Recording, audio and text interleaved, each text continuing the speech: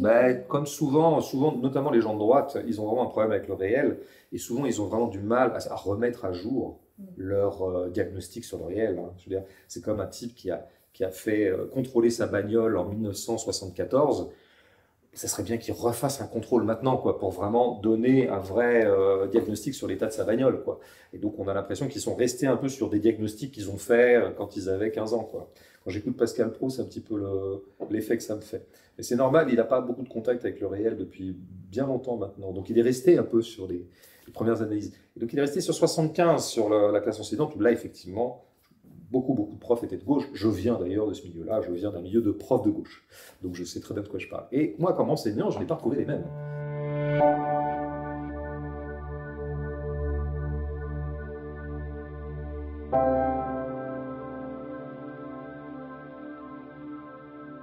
François Bégodeau, bonjour. Bonjour.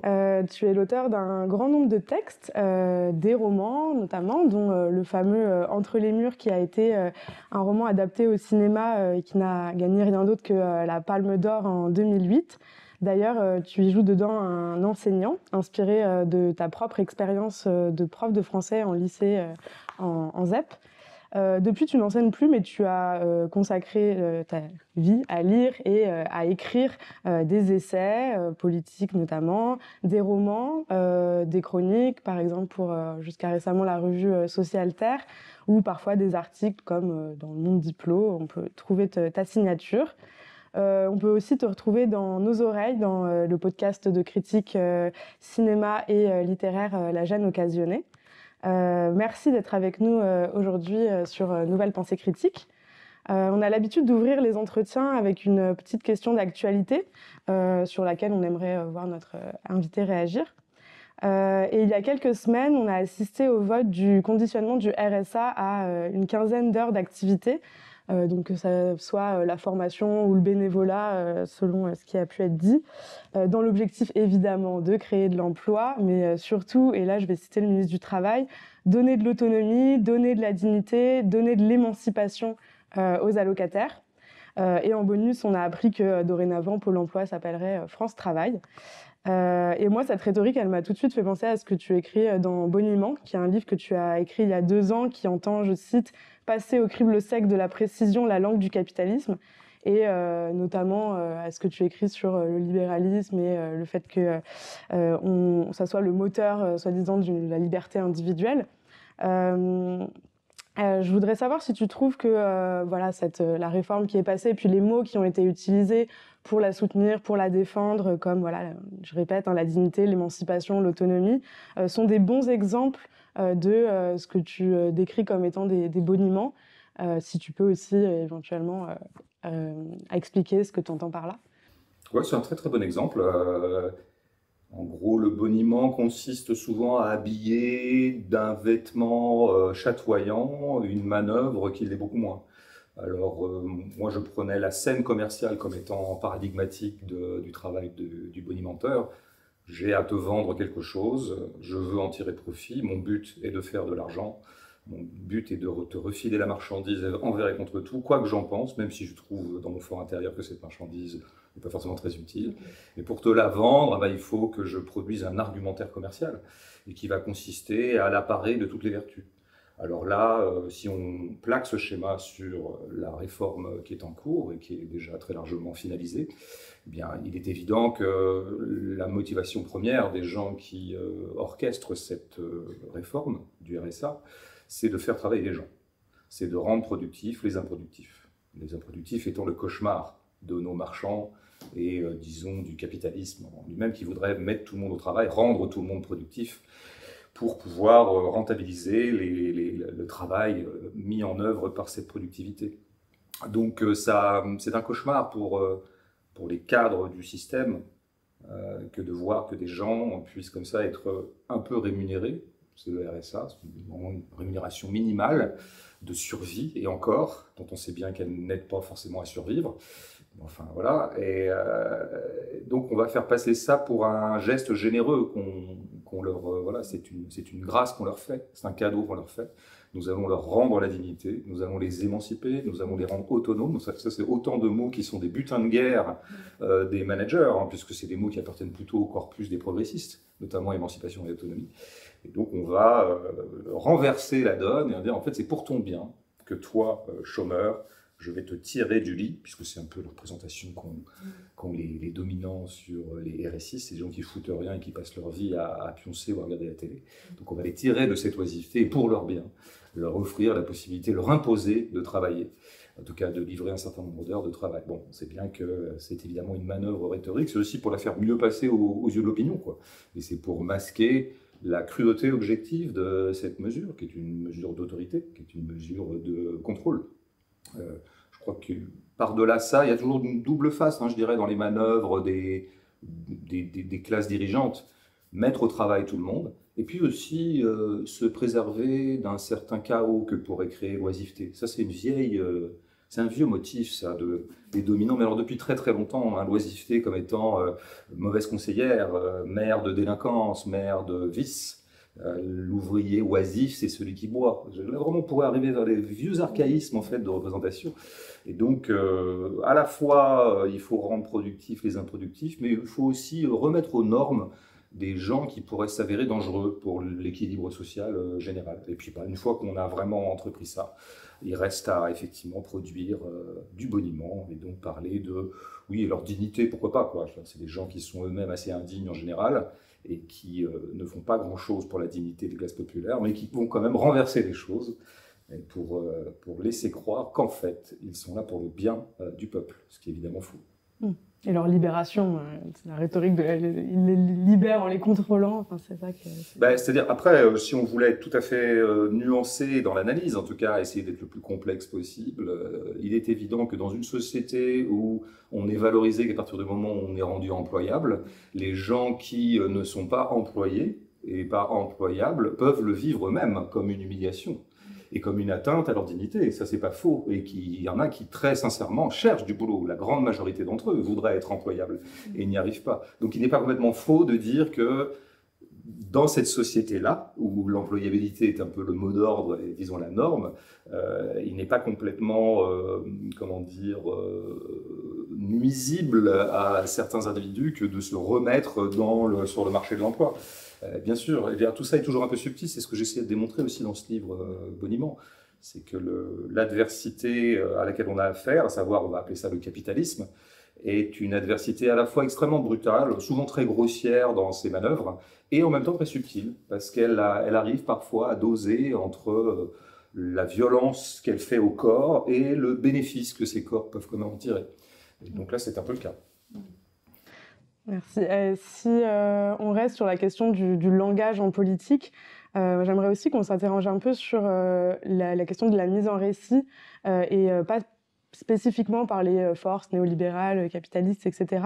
Je trouve qu'on voit aujourd'hui combien certains événements sont mis en récit par les médias en flux continu, qui utilisent les mêmes expressions, toujours parfois cadrées par le politique, qui va utiliser la bonne expression, qui va être réutilisée, jusqu'à ce qu'on n'y pense même plus.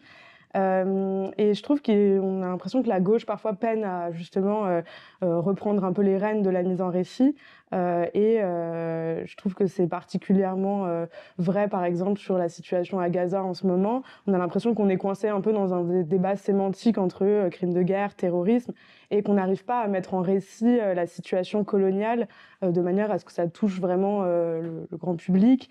Alors que voilà, c'est une mise en récit qui peut être relativement acquise quand il s'agit de situations, enfin de faits historiques passés, la France-Afrique, l'apartheid sud-africain, etc.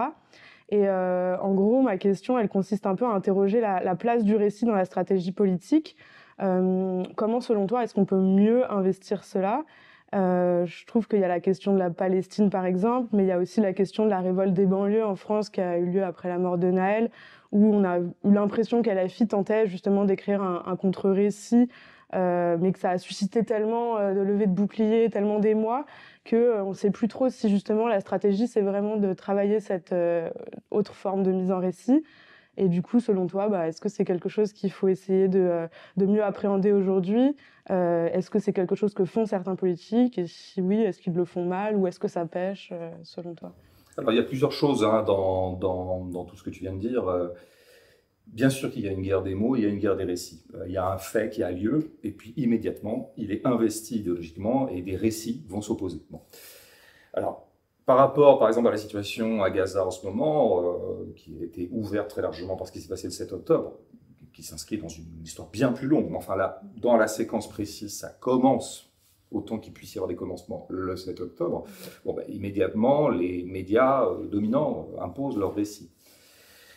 Ce contre quoi, évidemment, et ces récits vont être évidemment dominants puisque portés par les médias dominants. Donc de toute façon, ils sont gagnants dans la mesure où ils ont presque le monopole de la parole. Il n'y a qu'à voir qui est invité sur les plateaux de télé ou sur les radios dominantes. Il est très très compliqué de faire entendre un contre-récit dans la mesure où on n'est tout simplement pas invité. On n'est pas invité au banquet de la parole.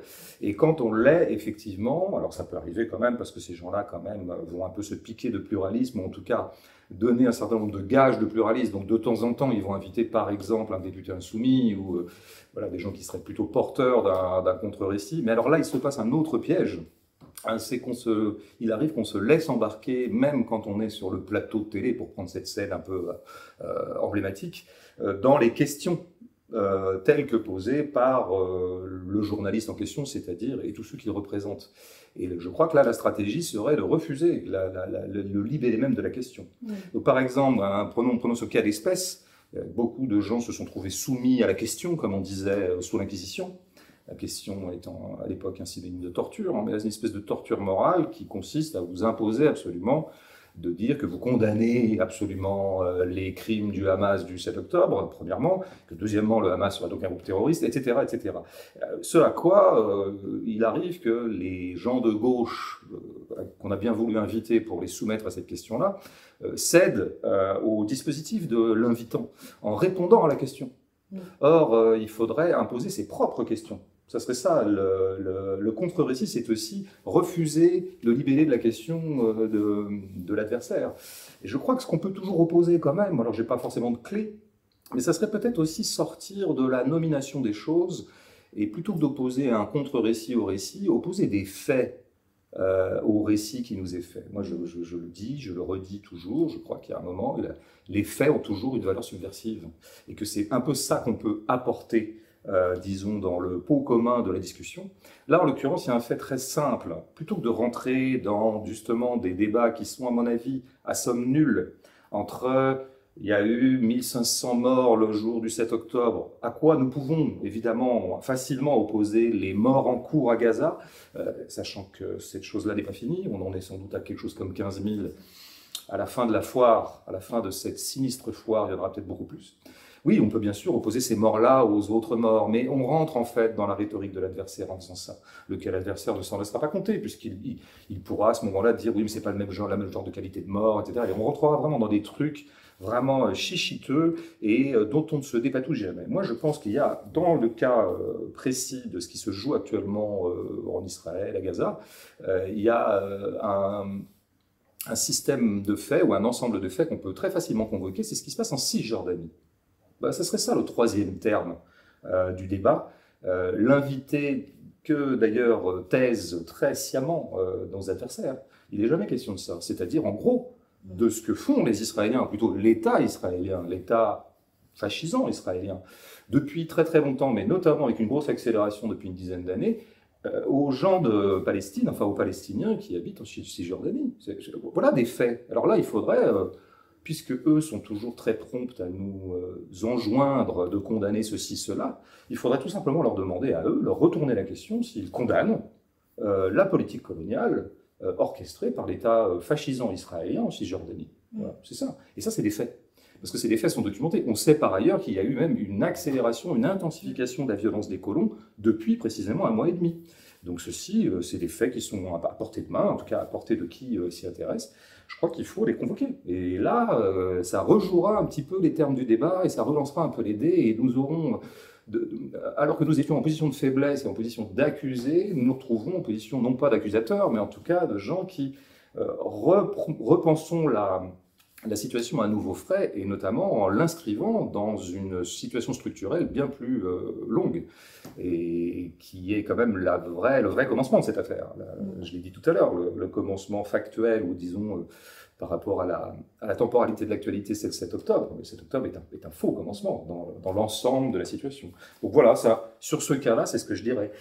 Sur le cas, par exemple, de Naël, je serais beaucoup plus court, mais de la mort de Naël, donc en juin dernier, oui, bon voilà, c'est pareil. Très très vite, il y a un récit qui se fait, c'est finalement ce Naël était lui-même un délinquant, il avait piqué la bagnole, donc d'une certaine manière, il s'est exposé lui-même à une violence policière, et c'est des choses qui peuvent arriver. Il n'avait qu'à pas se mettre dans cette situation-là, et puis voilà, voilà. Et puis après, ça donne des pillards, etc. Et ce à quoi on peut répondre tout à fait et très légitimement que aucun acte de délinquance ne mérite qu'on soit tué à bout portant de cette manière-là, et encore moins par un représentant des forces de l'ordre, certes. Enfin, moi, je préférerais qu'à ce moment-là, on prenne occasion de ce genre de faits divers, à grande incidence politique, pour resituer les choses dans des structures, c'est-à-dire quelle est la situation des classes populaires de banlieue depuis des décennies en France, et avec une aggravation, je pense, depuis quelque temps. Voilà, bon, à chaque fois, c'est ça que j'ai envie de dire, ne rentrez pas trop dans le système de débats moraux infinis et absolument insolubles que vous impose l'adversaire. Convoquez des faits et parlez du réel, en l'occurrence le réel des classes populaires. Oui. Peut être parfois accusé de beauté en touche, etc. Mais si c'est bien fait, en tout cas, voilà, avoir apporté des vraies réponses. Mais si vous êtes accusé de beauté en touche, alors répondez qu'absolument. Vous êtes en train de botter en touche, mais précisément, vous aimeriez qu'on regarde un peu plus ce qui se passe sur la touche. C'est-à-dire que vous aimeriez remettre au centre du terrain ce que vous, le journaliste bourgeois qui m'interviewe, pas vous, hein, pas toi, mais vous avez sciemment marginalisé des faits qui devraient être centraux, et que moi je vais remettre au centre, en fait. Si vous le voulez bien, monsieur Barbier. Je simule un peu. Ok, bah justement, pour revenir un peu sur les questions peut-être un peu franco-françaises, moi, il y a un truc qui me frappe énormément en ce moment, c'est la multiplication à gauche des rhétoriques très différentes sous la casquette NUPES. Ces rhétoriques, du coup, elles s'incarnent dans un Roussel, un Ruffin, une Rousseau, un Mélenchon, et qui utilisent d'une certaine façon différentes, on peut dire, stratégies de séduction, sans forcément qu'on questionne leur sincérité, hein, c'est pas forcément le propos maintenant, mais qui ont, donc ces stratégies de séduction, elles ont des effets différents sur une diversité de personnes, donc des électeurs potentiels, qui ont aussi des affects très divers. Et je voulais savoir un peu ce que tu en penses du fait que ces stratégies de séduction, donc voilà, de mise en récit même parfois, qui peuvent être jusqu'à s'opposer les unes aux autres, est-ce qu'elles peuvent fonctionner ensemble? Est-ce que ça serait une bonne stratégie pour toi pour convaincre large en fait et éventuellement accéder au pouvoir par ce biais-là? Bon, la NUPES est une création électorale. Hein, c'est une création, d'ailleurs une stratégie qui s'est avérée payante d'un point de vue strictement électoral, à savoir ça a permis à un certain nombre d'individus plutôt affiliés à la gauche d'être élus députés. L'union a fait la force, en l'occurrence. C'était une bonne stratégie électorale.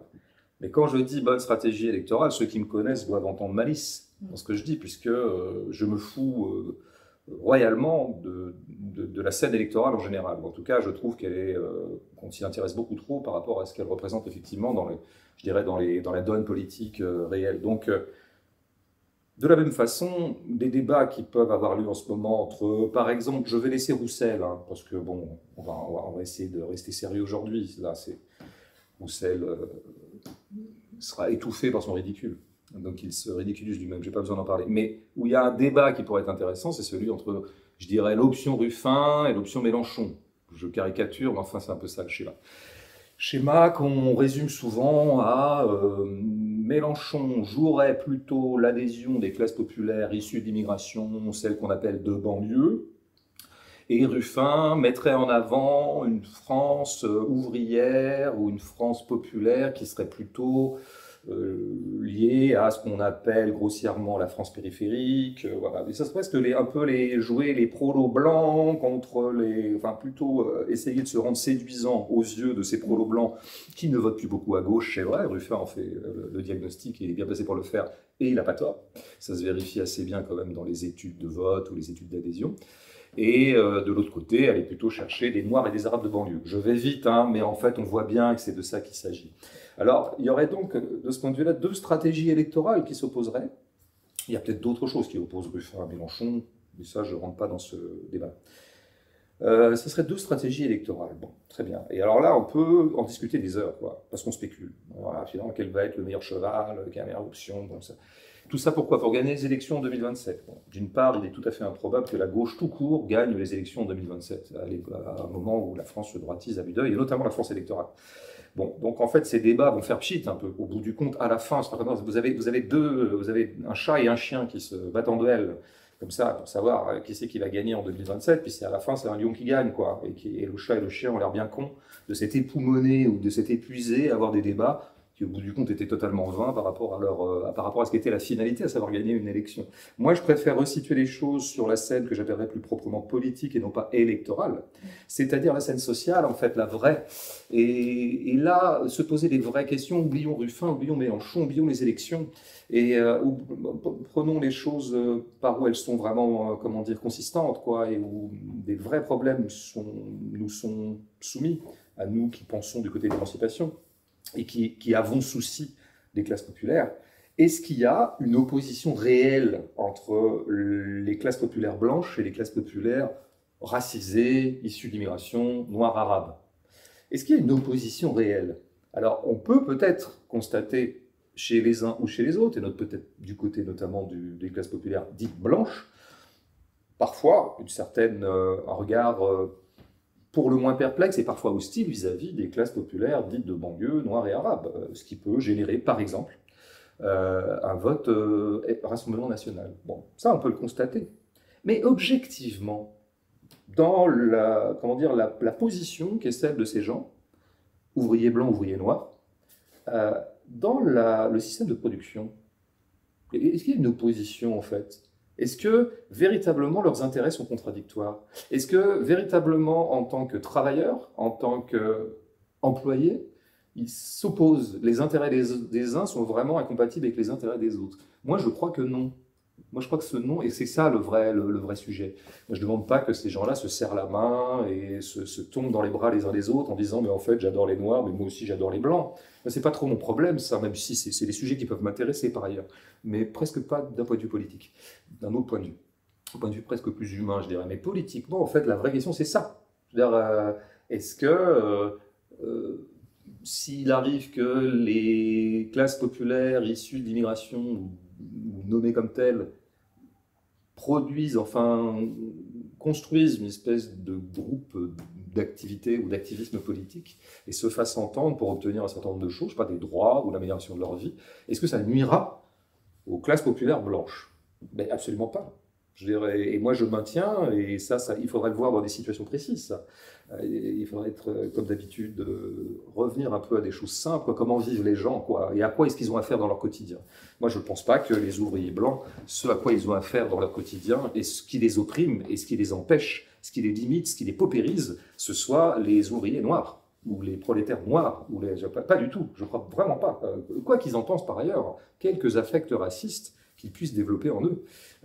Donc voilà, il faut remettre les choses toujours au centre, la situation réelle des gens, quoi. Et de ce point de vue-là, moi je crois que ça s'est un peu vu pendant les Gilets jaunes, un peu vu, qui était plutôt, je dirais, originellement un mouvement des classes populaires blanches, je vais vite, mais il y a eu un certain nombre d'éléments des classes populaires noires et arabes qui se sont joints à ce mouvement, en tout cas qui ont formulé une certaine sympathie pour ce mouvement, une adhésion. Et il y en a des traces qu'on connaît tous, si on a été un peu attentif à ce mouvement. Donc comme quoi, quand on met la question sociale au centre, et quand on constitue une adversité qui serait la bourgeoisie, par exemple, la classe dominante qui essaie toujours de tirer un maximum de profit du travail des dominés, eh bien, je crois qu'une alliance est tout à fait possible, une convergence d'intérêts est tout à fait possible. Je ne dis pas convergence des luttes, je dis convergence d'intérêts ou convergence ou similitude de situation entre des gens que censément on oppose et que, à nouveau, oui, effectivement, ces débats stratégiques un peu vains et creux voudraient de nouveau opposer. C'est bien dommage, en fait. Moi, je crois que fondamentalement, moi je crois pas mal aussi à une division du travail militant ou une division du travail entre les activistes. Il se trouve que, par exemple, je finirai juste là-dessus. Moi, j'aime bien Ruffin. Bon, je trouve qu'en ce moment, il a des options stratégiques que je trouve un peu bizarres. Enfin, je ne sais pas exactement ce qu'il est en train de fabriquer. On verra bien. Mais je l'aime bien. Je m'attellerai toujours à sa sympathie. Mais on voit bien que Ruffin, tel qu'il est constitué comme homme et comme individu, il a une sensibilité particulière vis-à-vis de cette classe ouvrière blanche. Pour des raisons de parcours personnel, pour des raisons d'ancrage local, pour des raisons de la Picardie, etc., etc. C'est comme ça, on a tous des modalités sensibles différentes, on a tous des dominantes sensibles en nous. Bon, bah, je crois qu'on a besoin d'un Ruffin, en fait, dans l'équipe de gauche. On a besoin de lui. On a besoin de lui parce que cette sensibilité-là, elle est précieuse. Mais de la même façon, nous avons absolument besoin qu'un certain nombre peut-être de cadres de gauche, de militants, en tout cas tout simplement d'êtres humains qui s'affilieraient à cette famille-là, que ces gens-là aient une sensibilité particulière à la situation quand même particulière, qui est celle des racisés de banlieue, par exemple. Parce que c'est une situation particulière. Il est évident que, bon, pendant les Gilets jaunes, on s'est bien rendu compte que finalement, les flics tapaient indifféremment les blancs et les noirs quand les blancs et les noirs manifestaient leur mécontentement vis-à-vis de l'ordre social. Bon, beaucoup de blancs d'ailleurs à ce moment-là se sont dit « Ah ouais, ça fait ça en fait les violences policières bon. ». Et se sont rendus compte qu'en fait c'était quelque chose quand même de se faire tabasser par les flics. Il n'en reste pas moins vrai que je pense que les racisés subissent quand même davantage les violences policières. Donc il y a évidemment des situations particulières, spécifiques, variables, quoi, mais qui ne sont pas des incompatibilités. Et donc je pense que tout ça peut cohabiter facilement quand il s'agit d'essayer de constituer des adversités populaires dignes de ce nom. Ok, donc on peut ne plus avoir des oppositions à partir du moment où on met au centre la question sociale. Oui, voilà, mais on se répartit un peu le travail sur les affects qu'on vient titiller. Ouais, ce qui reviendrait un petit peu à la première question que tu me posais, nos médias bourgeois ont tout intérêt à faire monter cette opposition Mélenchon-Ruffin.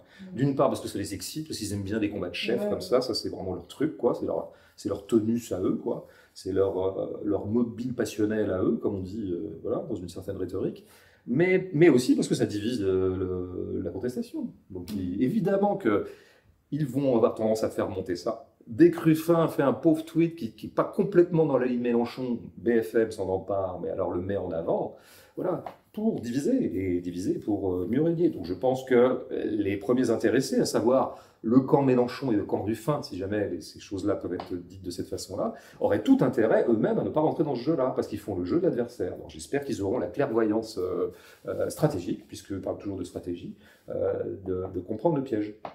Okay. Et tu as dit, moi j'aime bien Ruffin, tu dirais que selon les stratégies de séduction, encore une fois, qui peuvent être très sincères évidemment, etc., et les affects que ça vient titiller, etc., du coup ça serait un peu la sienne qui fonctionnerait le mieux sur toi et qui... Ah non, là j'en parlais vraiment, moi je fais toujours un peu la part des choses entre des modalités affectives différentes, quoi, et oui, le Ruffin je l'ai croisé quelques fois, on a pu échanger parfois, j'ai une sympathie pour lui, je reconnais en lui des choses de moi, il y a comme ça, mais je pourrais en dire autant, il y a des aspects de Mélenchon que j'aime bien, il y a des aspects de Mélenchon que j'aime pas du tout, il y a des choses que peut dire Ruffin avec lesquelles je suis pas d'accord, voilà, il y aurait plein de choses à dire de ce point de vue-là. Je pense qu'il y a des analyses de Ruffin que je trouve un petit peu insuffisantes, il y en a d'autres que je trouve tout à fait pertinentes. Je crois que je vois assez bien où est son point de force, où est sa force, où est sa puissance. Je sais où je vois où est sa faiblesse, pour en dire autant de Mélenchon. Donc maintenant, je ne vais pas énoncer de préférence politique, mais simplement anecdotiquement, oui, je peux témoigner d'une certaine affinité que je peux avoir avec Ruffin, mais il m'arrive aussi d'avoir des affinités avec des écrivains de droite, des chanteurs de droite, et je ne sais pas quoi. Enfin, donc, heureusement, notre vie affective n'est pas complètement réductible à nos options politiques. Je pose une dernière question sur l'aspect un peu électoral et après je te laisse tranquille de ce côté-là, mais du coup nous ça nous intéresse évidemment cette question électorale. Toi tu as écrit effectivement que un soir d'élection tu préférais t'occuper d'investir d'autres stratégies militantes qu'aller voter. Du coup je me pose un peu la question, est-ce que ça fait vraiment une différence de voter Ruffin ou de voter Roussel qui apparemment se ridiculise, etc. Mais en gros, nous, on revient souvent entre militants sur une question qu'on a souvent de voter ou non, et on se demande si on ne fait pas parfois preuve d'une trop grande pureté militante, si on face, par exemple, aux possibilités d'amélioration sociale que permettrait une élection d'un candidat ou d'une candidate de gauche. Et au vu de la manière dont les gens vivent aujourd'hui, dont la situation sociale se détériore encore plus, on se demande si c'est pas aussi une façon de se couper des classes précaires que de boycotter les élections, qui serait parmi d'autres évidemment, mais une manière d'améliorer peut-être. Si un candidat arrivait au pouvoir, un candidat progressiste, d'améliorer les conditions de vie. Donc peut-être, est-ce que tu peux nous dire ce que tu penses de l'option électorale, et puis après, je te laisse tranquille. Mais d'abord, je ne partage pas complètement ton diagnostic, en tout cas je le compléterai. Il y a énormément de militants, y compris de gauche très radicale, qui votent et qui vont au contraire dire il y a un truc à jouer dans les élections. Ouais. On trouvera donc un peu de tout dans la sphère militante. Il y a effectivement des militants qui vont dire non, la vraie scène politique n'est pas là, moi je me désintéresse des élections, piège à con, etc. Mais j'ai un peu de tout. Moi je veux dire, quand j'ai sorti mon livre Comment s'occuper un dimanche d'élection, ça s'appelait, on l'a sorti en mars 2022, pendant la campagne. Et je dois dire que j'ai essuyé bien des reproches de bien des militants qui, eux, pensaient qu'il fallait voter. Donc, je veux dire, la scène n'est pas... moi, je n'ai pas eu affaire à un purisme des militants qui diraient non, on va se compromettre à voter, on ne va pas se salir les mains à rentrer dans ce jeu débile. J'ai plutôt eu affaire à l'inverse, moi. Et j'ai plutôt moi-même été accusé de préserver les mains propres, disons d'avoir les mains propres et pas de bras, comme on dit dans une certaine tradition philosophique. Bon, moi là-dessus, oui, j'y répondais un peu dans le livre à ces choses-là. Bien sûr que une élection peut être un moment politique. On peut arriver à politiser une élection. Moi, j'opposais, disons, la scène électorale et la scène politique. Je sais bien, par honnêteté intellectuelle, qu'il arrive qu'il y ait une porosité entre les deux et que les énergies politiques peuvent profiter d'une situation électorale pour agréger les énergies, se revigorer, peut-être essayer d'aller grappiller 2-3 choses. Ça, c'est une première chose. Donc, le moment électoral peut être un moment politique. Bon, moi, j'ai quand même des gros doutes, parce que s'il y a bien une chose qui est totalement absentée d'une campagne électorale, c'est en général ce qui, moi, me paraît le nerf de la politique, à savoir la réalité. C'est ça que moi, je reprochais à la séquence présidentielle, notamment, mais les séquences législatives sont un petit peu du même acabit. Après, il y aura une autre question, qui est de savoir s'il arrive que, vraiment, si d'aventure et si miraculeusement il arrive que la gauche gagne une élection, par exemple présidentielle, est-ce que précisément, il n'y a pas à en attendre un certain nombre d'améliorations dans la vie réelle des gens dont on a souci, à savoir plutôt les classes inférieures? La réponse est évidemment oui. Par exemple, si Mélenchon avait été élu en 2022, faisons comme ça, relisons l'histoire de façon un petit peu miraculeuse, faisons une relecture miraculeuse de l'histoire, eh bien la mesure dont on parlait en introduction, à savoir le conditionnement du RSA à un certain nombre d'heures d'emploi, de travail, ne serait sans doute pas entré en vigueur. Voilà, je dois bien le reconnaître et ça ne m'échappe pas. Après, la question serait de savoir dans quelle mesure est-ce qu'un Mélenchon peut faire des changements en profondeur une fois qu'il est élu. Alors ça, c'est une autre question beaucoup plus pointue. Moi, j'ai plutôt tendance à considérer, sachant que c'est discutable, mais j'ai tendance à considérer que quand la gauche arrive au pouvoir, et ça arrive rarement, très rarement, une gauche, en tout cas une vraie gauche, consistante, pas une fausse gauche, eh bien, ça sonne plutôt la fin de quelque chose plutôt que le début. J'en veux pour preuve 81. Là, c'est une gauche réelle qui arrive au pouvoir. C'était le Parti Socialiste, mais à l'époque, le Parti Socialiste était beaucoup plus à gauche que maintenant. Et à partir du moment, je disais dans ce petit livre qu'il me semblait que 81 closait ou fermait la séquence 68, qui avait été une vraie séquence d'émancipation, où la gauche dominait intellectuellement, où elle dominait sur la scène sociale, et 81 est l'aboutissement de ça, mais aussi, sans doute, la fin de ça. Et ça s'est très très vite transformé en virage libéral, comme on sait, le virage de la rigueur. Donc, à la lumière de l'histoire, je ne suis pas complètement convaincu qu'il vaille le coup de jouer le jeu électoral, parce que je pense qu'il n'y a pas grand-chose à y gagner, il y a plus à y perdre qu'à y gagner en tout cas. On n'est pas trop sur une période 68 ardes en ce moment, remarque. Donc si c'est la fin de quelque chose, ça pourrait être... Oui, tout à fait. J'espère qu'un jour, ce sera la fin de la séquence droitière dans laquelle on est depuis en fait une trentaine d'années. Peut-être que l'avènement au pouvoir de quelque chose comme le Rassemblement national sonnera la fin de ce poison qui s'appelle l'extrême droite. C'est possible. Mais ça me permet quand même de dire que je trouve bizarre que des gens aient pu espérer que Mélenchon passe en 2022, parce que fondamentalement, ça aurait été un hold-up. Ça aurait été un hold-up. Ça aurait été vraiment, oui, un miracle, quoi.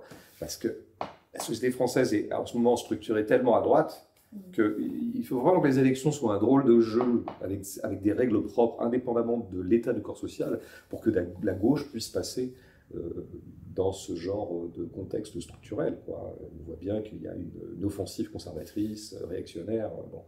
Donc je pense qu'on peut toujours effectivement ergoter, comme je suis en train de le faire, sur voter, pas voter, les élections c'est utile, un peu, pas beaucoup, passionnément. Il y a un petit peu arraché ou un peu beaucoup, sauf qu'en fait les élections on ne va pas les gagner. Voilà, donc la question se pose plus.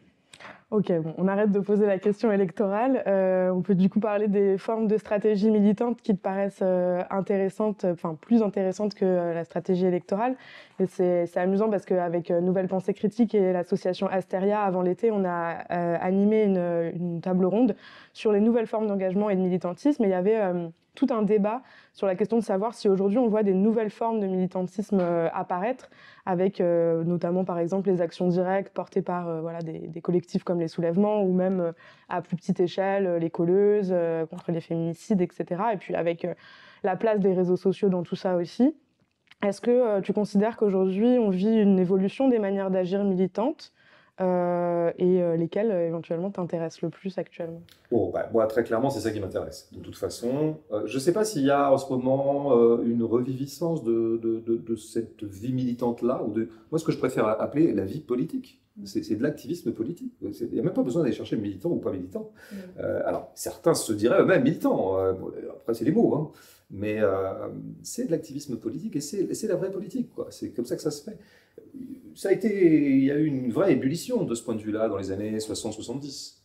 Il y a eu peut-être une petite retombée au moment des années 80-90, mais c'est très très vite revenu, hein. Je veux dire, on a vu arriver dans les années 90 des nouveaux mouvements, de l'activisme peut-être parfois plus concret. Il y a eu la donne écologique, ou je dirais le paradigme écologique qui s'est invité là-dedans dans les années 90 en fait, avec une montée en puissance depuis maintenant une vingtaine d'années, et ça donne lieu à un activisme écologiste radical que je trouve tout à fait salutaire, utile, réjouissant.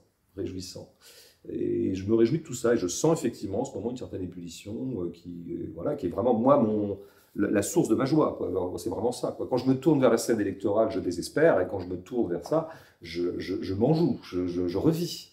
Même si je regarde toujours ça un peu depuis le bord de la route, parce que j'ai la vie sociale que j'ai, l'âge que j'ai, et plein de choses. Mais voilà, il y a des motifs de réjouissance, puis il y a des motifs de tristesse. La scène électorale est éminemment triste. Elle est triste, elle est médiocre, elle est faible, elle est même indigne, elle est proche même de l'indécence parfois. La scène politique, la scène de l'activisme politique, elle a toujours ça pour elle d'être, comment dire, c'est jamais des spéculations sur ce qui pourrait être, est-ce qu'on va gagner si on fait ci, si on fait ça, si on s'allie, et c'est du blabla.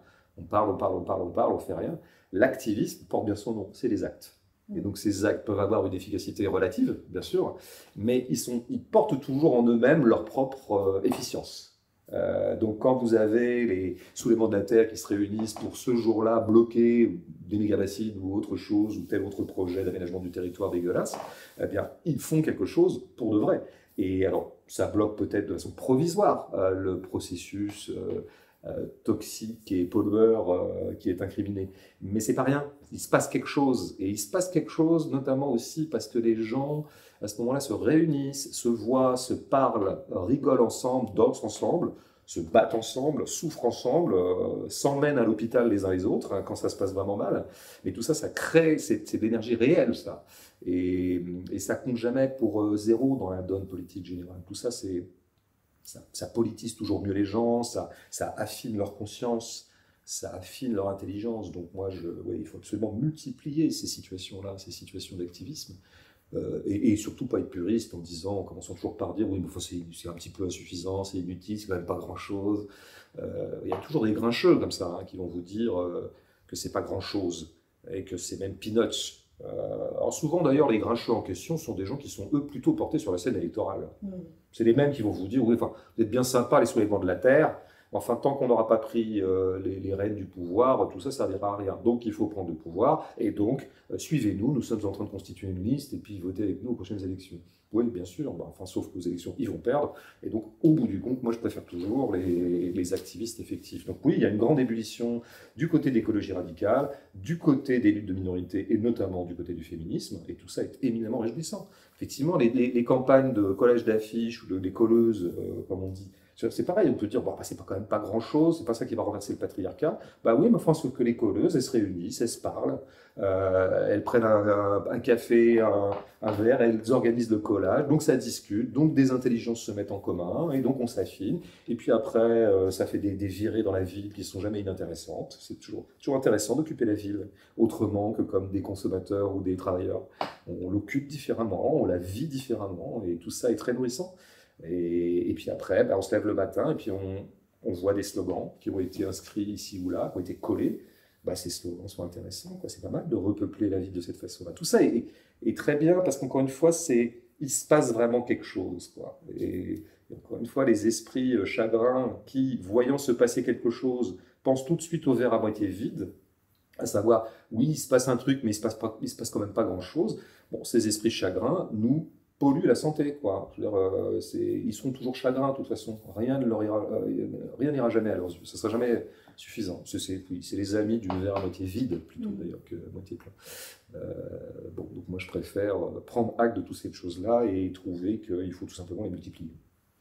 Ouais, puis je trouve que ça rejoint aussi ce que tu disais sur le fait que c'était des choses qui venaient apporter aussi de l'espoir et de la joie, contrairement à la scène électorale qui peut être désespérante, etc. Et que cette question de joie militante, elle est aussi importante pour continuer à rester un peu actif vis-à-vis du politique et du changement. Est-ce que toi, tu pourrais nous dire quelle a été ton expérience, alors peut-être pas militante du coup, mais politique préférée à laquelle tu as participé voilà, si tu peux te souvenir de quelque chose auquel tu aurais participé et qui t'a vraiment apporté cette joie-là Je pourrais parler de plein de choses. Moi, je pense que ce qui a toujours nourri ma joie, c'est aussi de me tenir près, de me documenter sur ce qu'est l'histoire des forces d'émancipation, parce qu'elle est source de beaucoup de choses passionnantes, quoi. Il y a beaucoup de figures intéressantes, historiques, il y a beaucoup de mouvements historiques intéressants, il y a une inventivité incroyable. Donc en fait, déjà se documenter sur tout ça, faire de l'histoire, lire des bouquins, suivre un podcast sur tel ou tel truc, ça alimente la foi. Et puis après, il arrive qu'on se retrouve soi-même embarqué dans des choses. Moi, je pourrais citer pas mal de choses, mais il y a un moment qui a été vraiment très décisif pour moi. C'était en 1994. Alors à l'époque, c'était la droite qui était au pouvoir.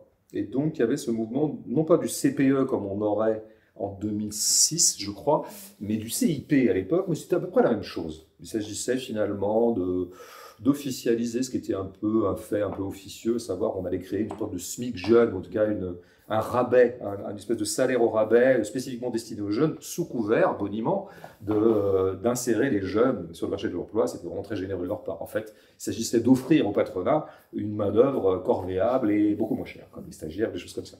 Et donc il y a eu un mouvement très massif. Moi à l'époque j'étais à la fac, à Nantes. Sauf que dans les années 94, dans ces années-là, je vais essayer d'être court, mais je vais un peu raconter ma vie quand même, j'étais au bord j'étais menacé de déviance un peu hors sol. Et à l'époque, j'étais très lecteur, je bouffais beaucoup de choses, bon, ça avait resté, hein, mais dans ces années-là, j'étais un peu de nulle part, j'étais dans une non-situation. Et ça, les non-situations, c'est toujours dangereux parce qu'on finit par développer des drôles d'affects quand on est dans les non-situations. Mais la non-situation venait de deux choses. Premièrement, j'habitais avec ma maman et donc je n'avais pas de soucis matériels. Bon, j'étais pas très. Il fallait quand même que je contrôle mon nombre de bières parce que j'avais pas beaucoup d'argent de poche. Enfin, globalement, je ne connaissais pas la précarité et laquelle précarité est une situation qui vous fait penser politiquement. J'avais pas ce problème-là. En plus, j'avais une bourse qui venait de mon admissibilité à Normal Sup. Je passe les détails, mais disons que j'avais pas trop à me soucier des choses matérielles. Pas trop. Beaucoup moins qu'un étudiant lambda.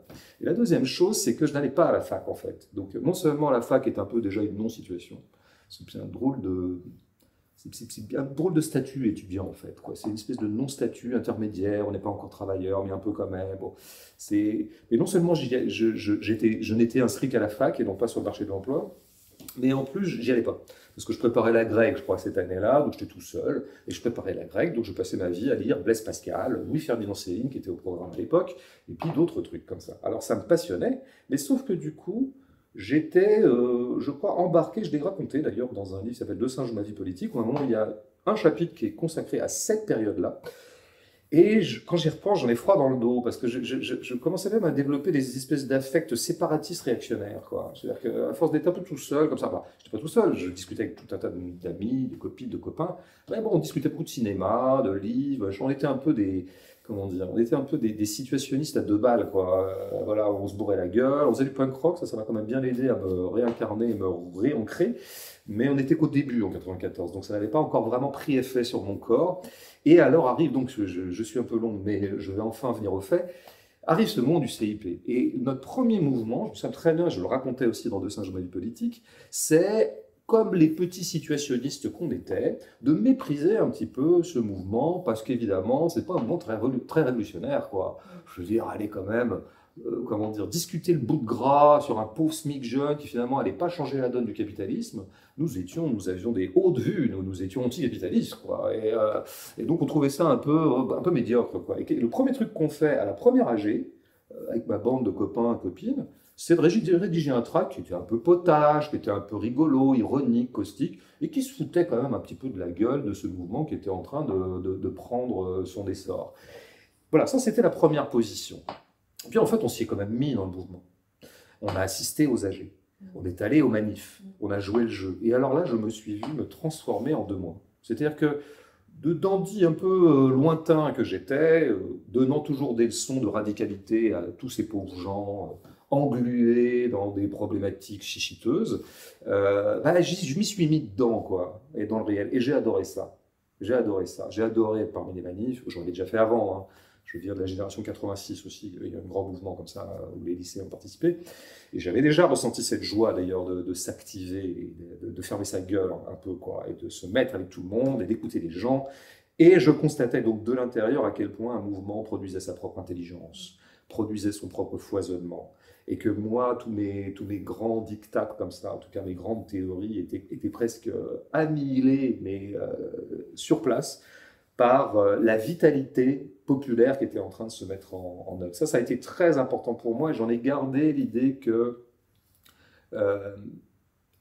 comment dire, on gagne toujours à se greffer sur les mouvements. Parce que sinon, on rentre dans des soliloques un peu bizarres. Alors, entre-temps, d'ailleurs, est apparue une machine qui, hélas, stimule le soliloque, stimule le vase clos de la pensée, qui s'appelle Internet, quoi. On voit beaucoup de gens comme ça qui sont tout seuls devant leur ordinateur. Alors ils discutent avec des gens, en fait ils ne discutent pas vraiment, et on est un petit peu hors sol, un petit peu hors situation quand même sur Internet. Internet peut permettre aussi de se documenter, ça c'est vrai, mais quand même, tel qu'il est pratiqué majoritairement, j'ai un peu peur que ça crée des non-situations. Et bon, bah, donc du coup, ça génère des affects conservateurs et réactionnaires, donc il faut s'en méfier. Donc on a toujours raison de se révolter, disait l'autre, mais je crois, en tout cas on a toujours raison de s'embarquer soi-même dans des situations. Et c'est ça qui redonne de la joie, de la vigueur. Moi, j'étais presque en train de devenir Je développais même une certaine aigreur à ce moment-là. Enfin, il y a un truc comme ça. Le réel ne va jamais, quoi. C'est jamais à la hauteur de nos espérances, donc on devient aigre. Moi, j'étais aigre à 22 ans, quoi. Et ben, en 2 mois, vraiment, ça m'a complètement retourné, quoi. Ça m'a remis droit dans des affects de joie. Et ça m'est resté, en fait. Puis après, le punk est arrivé, qui a un peu fini le travail. Il y a eu d'autres expériences dans ma vie qui ont beaucoup compté de ce point de vue-là, de remise dans le réel. Et je terminerai là-dessus ce grand passage autobiographique. Mais j'ai fait l'armée en 97, ça se faisait encore à l'époque, la construction. On était parmi les derniers. Et là, j'ai croisé pendant 1 an des gens qui m'ont fait beaucoup de bien. En tout cas, j'étais dans une situation parfois pénible. Il s'agissait de se lever à 5 heures du mat et voilà, de donner des cours à des officiers pour ce qui me concerne. Et puis après, dans le même temps, il y avait le punk rock, et puis après, il y a eu l'enseignement. Et l'enseignement, Dieu sait si j'ai pas beaucoup aimé ça. Dieu sait si ça a été souvent très douloureux pour moi d'être un prof, en tout cas, non pas douloureux, mais crispant. Ça m'a raidi un peu le dos, mais j'en ai tiré, au moins j'étais dans une situation. Et ça a beaucoup incarné ma pensée politique qui était menacée d'abstraction, menacée en fait de déviance livresque. Donc voilà, il faut vraiment penser en situation et se mettre dans des situations. Je ne le dirai jamais assez. Pardon pour cette Non, ce mais long récit. c'est très intéressant et parfait que tu parles de déviance l'ivresse parce que on a pas mal parlé de politique, de la question notamment du langage en politique, des récits, etc. Et un peu sans transition, j'aimerais qu'on parle aussi de l'autre relation entre langage et politique, en questionnant aussi la place de l'écriture, donc qui prend quand même beaucoup de place dans ta vie. Et pour ça, je vais m'appuyer sur la parution de ton dernier ouvrage, L'amour, qui est ton dernier roman. Et on y suit un couple qui vit ce que tu décris comme l'amour tel qu'il est vécu la plupart du temps par la plupart des gens. Et je trouve ça intéressant parce que j'ai l'impression que ton ambition littéraire fait un peu un pas de côté par rapport à ce qu'on voit beaucoup aujourd'hui, qui consiste pas mal pour les écrivains et écrivaines de gauche à témoigner frontalement des violences qui parcourent la société, donc les violences sexistes, les violences racistes, homophobes, violences de classe intériorisées, etc. Et je me demandais un peu ce que tu pensais de la multiplication de ces témoignages aujourd'hui. Est-ce que c'est un peu la seule façon d'être de gauche en littérature? Et donc, si c'est le cas, est-ce que l'amour, c'est de droite?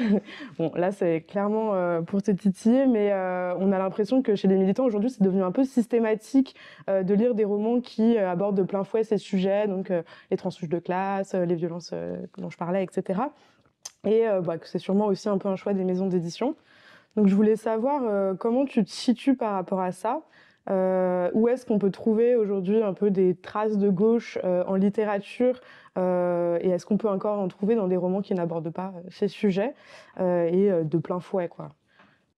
Alors d'abord, il faudrait que je précise que disons, dans mon travail romanesque ou de romancier, on trouvera finalement des romans beaucoup plus explicitement sociaux et à consistance sociale que l'amour. Je pense à En guerre notamment, qui est un roman sorti en 2018. Bon, ça commençait quand même par une délocalisation d'usine, par le licenciement du héros ouvrier, lequel finissait par se suicider, dans la continuité du désarroi dans lequel il se retrouvait. Et puis il y avait d'autres éléments d'analyse sociale En guerre, dont la grande question était le déterminisme social, d'ailleurs fondamentalement. Donc il m'est arrivé de donner là-dedans. J'avais fait aussi un petit livre, par exemple, ça me vient maintenant, là, je pourrais en citer d'autres, mais sur l'accès à l'Académie française de Marguerite Yourcenar, ce qui me permettait de relire l'histoire de l'Académie française. C'était un livre un peu ironique, caustique, il y avait de quoi se marrer évidemment, mais sur la misogynie structurelle de l'Académie française à travers ces 2 siècles d'existence. Bon, on trouvera pas mal de trucs comme ça dans mon travail. Donc je ne crache pas du tout sur l'idée que une des possibilités pour le roman serait de rendre compte d'un certain nombre de faits sociaux et peut-être de violences sociales pour les rendre tangibles et patentes aux yeux du lectorat, lequel peut en tirer un certain nombre de conséquences politiques. Bon, donc il n'y a pas de problème, on peut faire ça, je l'ai fait, sans doute que je le referai. Après, la question qui se poserait serait, pour tous ces livres dont tu parles, et peut-être pour En guerre aussi, qu'apporte-t-il en tant que livre à l'effort de prise de conscience générale? Est-ce que finalement, là où tel a fait un livre pour raconter 3 épisodes de féminicide, par exemple, je prends cet exemple-là, je ne suis pas sûr que ce livre existe, mais il peut exister des choses approchantes. Est-ce que finalement un bon podcast de 2 heures n'aurait pas suffi? C'est-à-dire que qu'est-ce qu'apporte l'écrit et peut-être a fortiori le roman, et peut-être encore a fortiori, parce que c'est encore un autre degré, la fiction, puisqu'on a des romans non fictionnels parfois, dans, disons, l'effort général pour mettre en avant un certain nombre de violences, lesquelles peuvent être la source d'une réflexion politique, et peut-être même à terme d'acte politique, enfin d'initiative politique. C'est là que j'ai un doute. C'est là que j'ai un doute. Je me dis, alors on pourrait dire, mais oui, si, les livres, ça permet finalement de diffuser un certain nombre de choses beaucoup mieux. Et c'est une erreur stratégique dans ce cas-là, puisque les livres sont quand même un petit peu le parent pauvre dans l'ensemble des œuvres. Le cinéma met tout le monde derrière, de ce point de vue-là, le cinéma et les séries. Donc à la rigueur, si vous voulez vraiment mettre en avant un certain nombre de violences pour qu'un nombre massif de personnes puissent se rendre compte que ces violences-là existent, faites des séries, faites des films, faites des documentaires, faites des reportages à la télévision. Alors, c'est peut-être pas forcément facile d'avoir l'argent pour le faire, ça serait d'autres problématiques. Mais pourquoi un livre? Pourquoi un livre? Moi, ce que j'essaie de maintenir dans un deuxième temps de la réflexion, ce que j'essaie toujours de maintenir, c'est que la littérature, en tant que telle, a quelque chose de spécifique à apporter à la réflexion politique. Voilà. Et ce qu'elle a apporté de spécifique à la réflexion politique, et que nul autre qu'elle ne peut apporter, c'est pour ça que je parle de spécificité, c'est sa forme. Voilà. Moi, je maintiens que la grande chose de l'art, c'est la forme. Alors la forme, ça fait toujours un peu peur, parce que les formes, on dit que c'est abstrait, pas de contenu. Mais non, mais quand on s'intéresse vraiment aux questions formelles, on sait très bien que c'est toujours des questions de contenu. Les formes contiennent des contenus. La forme parle, la forme saisit le monde, la forme porte un rapport au monde. Et que c'est par la forme que l'art peut apporter son petit tribut, que personne d'autre, enfin qu'aucun autre mode d'expression ou mode d'intervention ne peut apporter. Alors ça, c'est compliqué à tenir comme pari, parce que on rentre dans des zones de réflexion dont je suis en train de faire un livre qui évoque ce genre de choses, mais j'essaie un peu de le faire dans mon podcast de critique, ça s'appelle La Gêne occasionnée, que tu as mentionné. Je l'ai un peu fait aussi en tant que critique littéraire, critique de cinéma à l'écrit. Voilà, comment peuvent se jouer d'œuvre en œuvre, comment telle œuvre, par sa forme même, elle permet un angle de vue sur certains sujets répertoriés comme étant politiques qui serait impossible de tenir par d'autres modalités. Bon, là, il faudrait que je prenne des exemples, mais j'en prendrai un par exemple. Là récemment, j'ai un ciné-club que j'anime à Paris et j'ai choisi de montrer aux gens qui viennent un film qui s'appelle Ceux qui vont bien, d'un certain Cyril Chaoblin. Chaoblin s'est fait un tout petit peu connaître pour une minorité de gens par un film qui est sorti au début de l'année qui s'appelle Désordre et qui rendait compte de comment avait émergé l'anarchisme dans la Fédération du Jura. Très très beau film et qui situe assez bien son auteur, son réalisateur. Mais son premier film qui est inédit, que j'ai eu la chance de voir, parle d'un fait divers plus ou moins inspiré du réel, où c'est une jeune femme qui travaille dans un centre d'appel. Donc déjà là, on est plutôt dans une situation où on capte un réel social qui est quand même très intéressant, et qui va en arriver à détourner un peu les données qu'elle compile en tant que démarchant des gens pour pouvoir leur refourguer, alors en l'occurrence une collection internet et des assurances maladie, c'est un petit peu les deux trucs qu'on lui demande de vendre. Et en fait, elle détourne un peu la chose pour pouvoir escroquer les personnes âgées qu'elle a au téléphone et, disons, arriver à leur soutirer de l'argent. Bon. Donc c'est un fait divers, donc elle rentre dans la délinquance de ce point de vue-là. Il y a un truc, je ne vais pas épiloguer trop sur ce film, parce que je pense que peu de gens l'ont vu, et donc ça sera trop abstrait. Mais il y a une chose que j'ai essayé de démontrer quand je suis intervenu après le film l'autre jour, c'était que le film fait quelque chose que rien d'autre qu'un film n'aurait pu faire, c'est qu'il montre quand même que d'une certaine manière, par exemple, il ne dit rien sur cette jeune femme, il ne donne aucune information, on ne sait pas du tout d'où elle vient, on ne connaît pas sa famille, on ne la voit jamais chez elle, on ne la voit jamais discuter avec des amis, elle n'est que ce qu'elle fait socialement. Ça, c'est déjà pas mal de la réduire à ça. Et ça, c'est une histoire de forme. Et la deuxième chose, c'est qu'il montre que son escroquerie est née dans la pure continuité ça il le fait formellement, mais je ne vais pas rentrer dans le détail, on voit bien qu'elle a conçu son escroquerie dans la continuité absolue de ce qu'on lui demande de faire tous les jours comme travailleuse.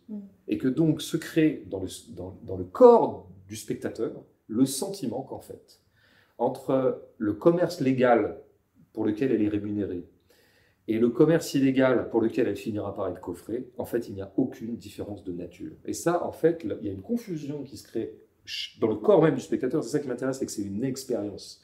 Et on fait à ce moment-là l'expérience du fait que finalement, la grande scission sur laquelle toute société s'édifie, à savoir entre le légal et l'illégal, est très largement fallacieuse.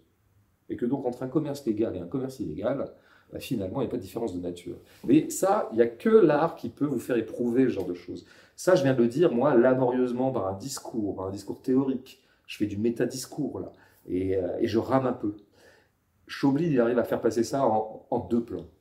En deux plans. Il y a deux plans qui montrent tout à fait ça. Parce qu'on la voit travailler, on la voit escroquer, et c'est dans le même mouvement. C'est le même appel, c'est la même posture. Et pourtant, on est passé dans l'illégalité. Et c'est ça que peut faire, je prends cet exemple, parce que c'est le dernier que j'ai en tête, mais je pourrais en prendre plein d'autres.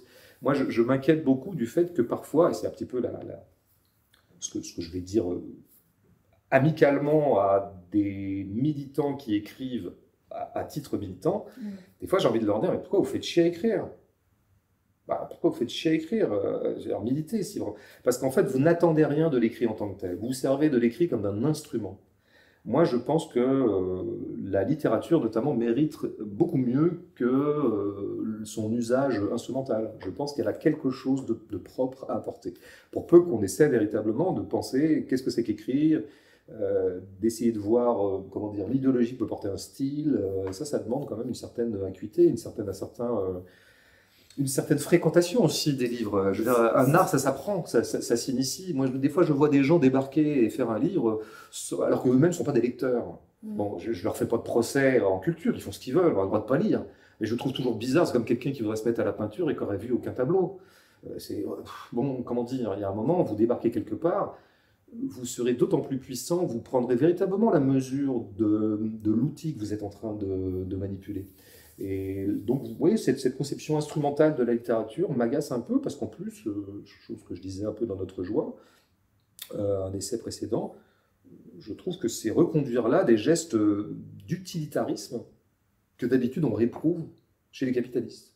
Nous n'aimons pas dans le capitalisme le fait qu'ils veuillent tout rendre utile. Ils détestent l'inutile. C'est pour ça qu'ils rendent productifs les récistes. Et nous, on aurait une conception purement utilitariste de la littérature. Bah, c'est triste. Voilà, c'est pas bien. Quand je dis ça, je vais pas censurer tous ces livres. Et peut-être qu'au bout du compte, ils font du bien à la cause et au lectorat. Et peut-être que ça fait avancer des choses. Et peut-être que, par exemple, sur la cause féministe, eh bien, peut-être que dans la donne générale, ça enfonce quelques coins dans l'édifice patriarcal. Donc je ne veux pas du tout être puriste en disant ça. Moi, je défends ma petite chose à moi, quand même, qui a un truc qui s'appelle la littérature et qui n'est pas rien quand même, quoi, et qui mérite qu'on la considère avec un peu plus de respect, quoi.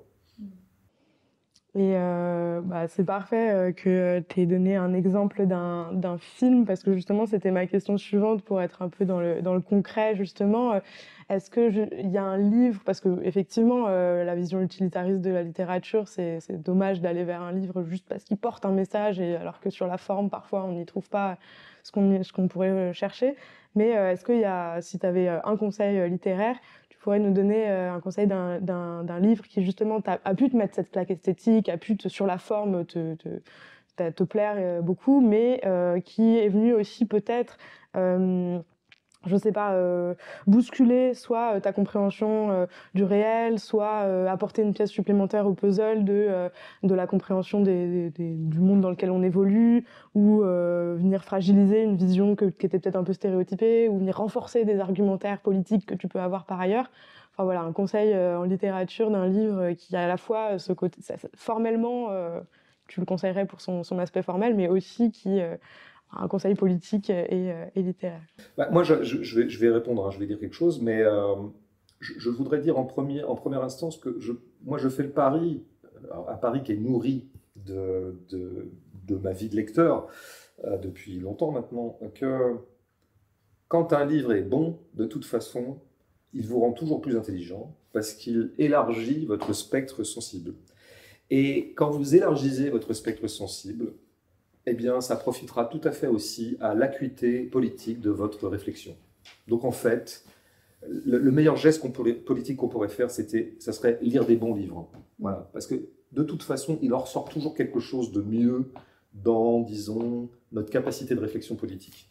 Après, il y a des livres qui sont plus explicitement, qui permettent plus explicitement de déplacement, c'est-à-dire qu'ils vous font voir les choses sous un angle que vous n'aviez pas vu. Donc, vous aviez une certaine intelligence de la situation, et maintenant, votre intelligence est augmentée. Et là, les livres peuvent permettre ça. Moi, il y a un auteur, notamment, ce premier auquel je pense en t'écoutant, mais bon, évidemment, tu me posais la question dans une heure, je parlais de quelqu'un d'autre, mais voilà, je vois le jeu. Il y en a un dont j'ai déjà souvent parlé, d'ailleurs, qui s'appelle Éric Chauvier. Et le parcours d'Éric Chauvier, qui est trop peu lu, même s'il est quand même un peu lu, quelqu'un qui doit avoir à peu près mon âge, je crois, on s'est croisés avec une certaine amitié, déjà. Et en fait, son parcours est intéressant parce que c'est un anthropologue à la base, anthropologue-sociologue, un peu les deux, je crois. Et donc, il est prof d'ailleurs, je crois du côté de Bordeaux maintenant, un peu à Paris, enfin, je ne sais plus exactement. Il s'est aussi intéressé à l'architecture à un moment. Enfin, je crois qu'il enseignait dans une école d'archi, etc. Donc on voit que c'est quelqu'un qui vient de ce qu'on pourrait appeler les sciences humaines, comme on disait jadis, des sciences sociales. Voilà. Il a cette formation-là.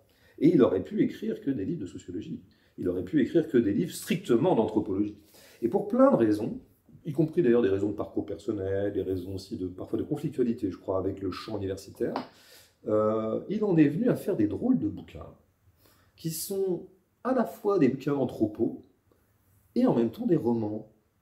À la fois des choses qui reconduisent une certaine rhétorique un peu objective de la recherche, euh, et en même temps qui est subjective énormément. Il se met lui-même beaucoup en scène. Il a par exemple écrit un livre qui est très beau, qui s'appelle La petite ville, et en fait c'est lui revenant sur sa ville, la ville où il a été lycéen, qui est une ville un peu d'une France un peu en déshérence, quoi, une France un peu de la diagonale du vide. Alors je ne sais plus si c'est en Corrèze, enfin c'est plutôt voilà, dans ce genre de département un petit peu comme ça, oublié, on va dire. Euh, bon, donc il se met en scène, parfois il a recours même à des petites dérives fictionnelles, il a même fait un livre tout à fait étonnant, où ça commence dans une balade, alors j'ai oublié le nom du livre, mais tout le monde retrouvera en allant voir sa bibliographie. Ça commence par une balade dans Paris, dans le Paris contemporain, avec ses aménagements propres, sa gentrification, tout un tas de choses, quoi. Les métropoles, un petit peu comme ça, qui sont des hauts lieux, je dirais, de la société marchande. Et puis de dérive en dérive, ça finit par convoquer la figure du vampire, et puis ça convoque la figure de Baudelaire. Ça serait Baudelaire qui reviendrait 150 ans plus tard, après les tableaux de la vie parisienne ou les petits poèmes en prose qui reviendraient comme ça à Paris. Et donc il crée une espèce de mixage très hybridé entre fiction, description, anthropologie, roman, fantastique, parce que vampire, etc. Il a inventé une forme à lui. Mais pourquoi il en est venu là? Mais parce que précisément, je crois, c'est pour l'avoir écouté que je dis ça, hein, je ne vais pas me permettre de parler à sa place, mais on avait même fait une petite rencontre ensemble. C'est parce qu'il a eu besoin de la littérature pour dire et montrer tout ce qu'il avait envie de montrer. Voilà. C'est quelqu'un qui a éprouvé intimement à quel point l'espace de la rhétorique ou disons de la forme universitaire, euh, conceptuelle, théorique, ne lui suffisait pas par rapport à tout ce qu'il pouvait convoquer. Et ce qu'il avait envie de convoquer, je crois, Éric Chauvier, c'était non seulement les situations objectives, dans quel état est telle petite ville, il y avait des commerces à la pu, il y avait une usine à la fermer, telle restauration a été remplacée par telle autre, bon, tout ce qu'on sait de ce que peuvent être les mutations urbaines, enfin je veux dire du paysage urbain en général. Mais il avait aussi besoin de rendre compte de la façon dont c'était vécu tout ça, dont les gens le vivaient. Et donc là, il avait besoin de subjectivité, il avait besoin de personnages en fait. Et c'est là que les choses se sont surincarnées. Il a eu besoin de cette incarnation, et c'est comme ça qu'il a dérivé vers, encore une fois, la littérature et des objets qui sont très hybrides. Voilà, je trouve que c'est un bon exemple ouais, c'est vraiment quelqu'un qui a senti qu'il était trop à l'étroit dans une forme donnée et qui a ressenti le besoin de se donner d'autres formes qui se trouvaient des formes plus littéraires, quoi. Bon, après, par-delà ça, de lire Chauvier m'a fait voir des choses que je n'avais pas vues. Voilà. Et ça, si ça peut pas être, pour le dire beaucoup plus simplement que mes grandes élaborations savantes, là, euh, ouais, quand un livre vous fait voir des choses que vous n'aviez pas vues, c'est une grande joie déjà, parce que vous vous sentez augmenté.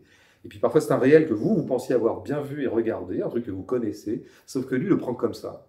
C'est des angles en fait. Une forme en art, ça se construit toujours à partir du moment où vous choisissez un angle plutôt qu'un autre. Et qu'est-ce que ça va être un peintre qui va apporter quelque chose de nouveau dans l'histoire de la peinture? C'est qu'on avait regardé les choses comme ça, et lui, il ne va pas les regarder du même angle, en tout cas, il va les prendre par en dessous, par au-dessus, ou alors il va décider de virer ça et de garder ça. Et c'est comme ça qu'on construit une forme, en fait. Mais on construit toujours une forme pour faire valoir un regard. C'est pour ça que les histoires de forme, ce n'est pas des trucs d'esthètes qui parlent entre eux dans un restaurant, dans un bar à vin, quoi. C'est pas ça. Les formes sont c'est toujours le réel qui est engagé dans les formes. C'est un combat sur le réel, en fait, toujours. C'est faire valoir certaines réalités aux dépens d'autres, ou en tout cas faire valoir quelque chose qui nous paraît plus vrai que tout un tas de falsifications qui nous polluent en permanence. Bon, ça donne envie de lire tout ça. Ouais. En plus, il a un grand argument pour lui, Eric, il fait des livres courts. Voilà, pour ceux qui ne seraient pas trop accoutumés à avoir un gros rythme de lecture, ces livres font en général 100-150 pages, quoi. Et ils sont pour la plupart publiés chez Alia, et puis il y en a d'autres qui sont publiés ailleurs. Mais ça se trouve facilement. Moi, je n'ai pas découvert un type là, que personne ne connaît, hein. Il a déjà un lectorat. Je sais pas si tu pouvais parler de cette manière-là de la littérature à tes élèves quand tu étais enseignant. J'essaie de faire une transition, mais en préparant cet entretien, je suis retombée sur ton anti-manuel de littérature que j'avais chez moi et que tu as sorti en 2008 et dans lequel tu essayes de définir la littérature telle que ne le font pas les manuels scolaires. J'ai noté par omission plus ou moins volontaire. Je crois que c'est ce qui est écrit derrière en 4e de couverture. Donc, tu l'as dit, tu as enseigné plusieurs années le français dans des établissements situés plutôt dans des quartiers populaires. J'aimerais bien qu'on termine un peu cet entretien en parlant de l'école. Alors, je sais que tu disais que ça n'a pas forcément été des années évidentes, l'enseignement, etc. Mais je trouve que c'est un objet qui est intéressant parce qu'il n'est pas trop mal situé en plus dans les questions qu'on pose entre le langage et la politique. Et qu'aujourd'hui, l'école... elle prend toujours pas mal de place dans le débat public, etc. Mais c'est surtout à travers des faits divers ou des débats qui peuvent nous paraître peu intéressants parmi notre école politique, on va dire. Et que ce soit par le meurtre, les meurtres tout à fait déplorables des enseignants qu'on a vus par-ci par-là ces derniers temps, ou les innombrables débats sur les signes religieux, la soi-disant percée de l'islam dans les cours d'école. On a l'impression que l'ombre sécuritaire vient s'ajouter à une rhétorique plus classique qui participe d'une vision des profs comme étant des fainéants gauchistes, alors même que le gouvernement recrute des contractuels, que les profs sont encouragés à faire des heures sup, etc. Bref, tout ça pour dire que j'ai l'impression qu'on trouve aujourd'hui comme une image d'un lieu que serait l'école où à la fois on a des élèves qui sont nuls, qui sont malmenés par les extrêmes, et à côté de ça des profs de gauche bisounours dépassés. Voilà, je voulais savoir un peu ce que tu penses déjà des images qui peuvent être véhiculées autour de l'école aujourd'hui.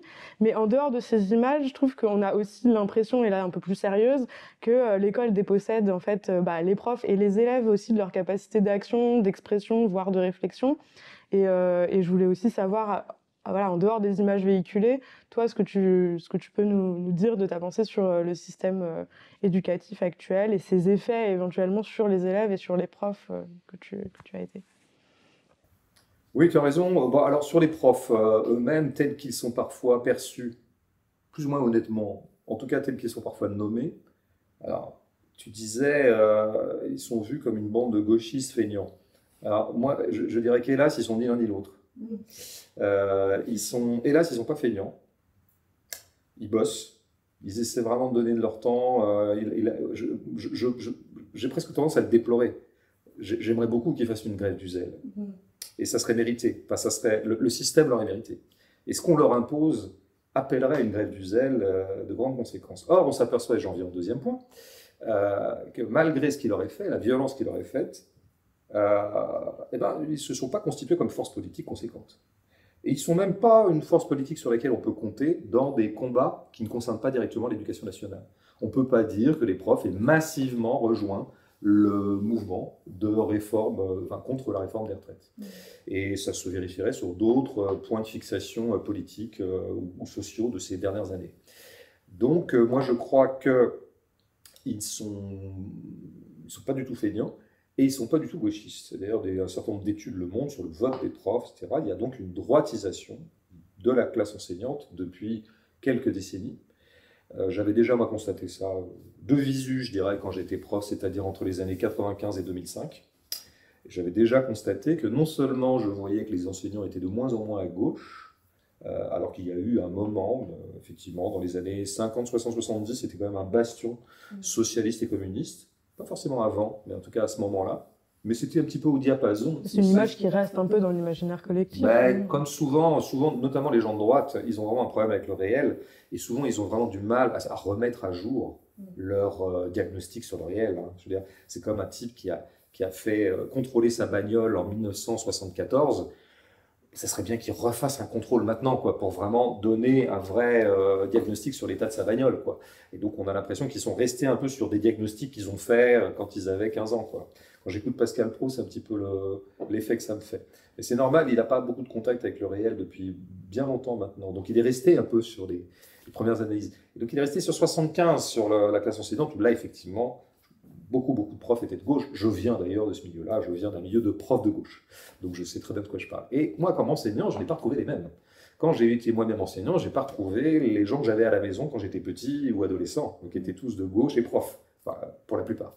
Et donc déjà, il y avait un hiatus, quoi. Je ne retrouvais pas, moi, l'ambiance à la maison. D'ailleurs, je voyais très peu de gens produire des discours politiques. Quand il y avait des mouvements, on n'était quand même pas très nombreux à y participer. Je me souviens qu'en 2003, on a fait grève pendant 2 mois. On était 8 ou 9 grévistes sur une équipe d'enseignants de 30, un petit collège de ZEP, dans le 19e arrondissement. Pas très loin de là où nous enregistrons cette vidéo.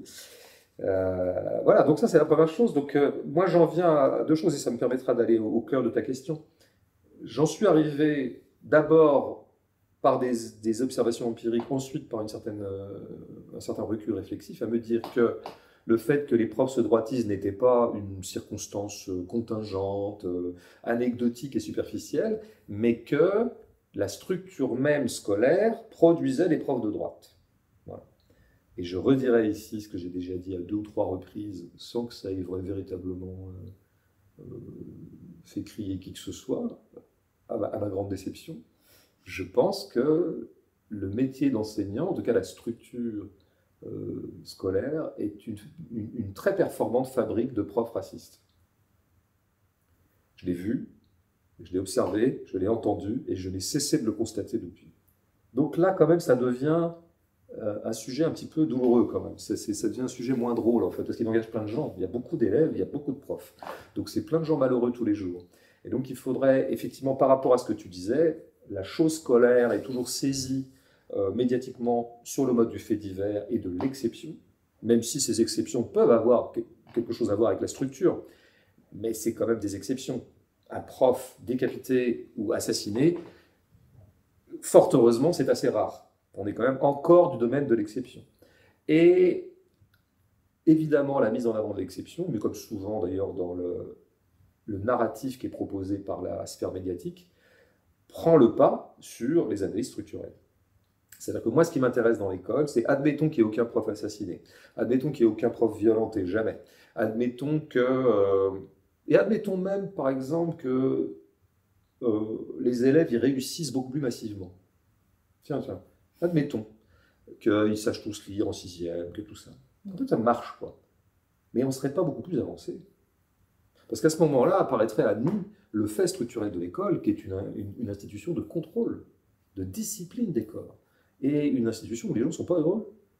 Une institution et un dispositif où les élèves vont bien malgré eux, à leur corps défendant. C'est-à-dire que tous les jours se reproduit cette chose que nous autres, nous avons connue, nous les vieux, puisque l'école est tellement ancienne et qu'elle a tellement pas changé que, comment dire, l'expérience qu'on en a eue, nous, il y a 35 ans pour moi, ressemble à mon avis à peu près à celle qu'en ont maintenant les élèves actuels, ça va. On n'est pas content de se lever pour aller là-bas.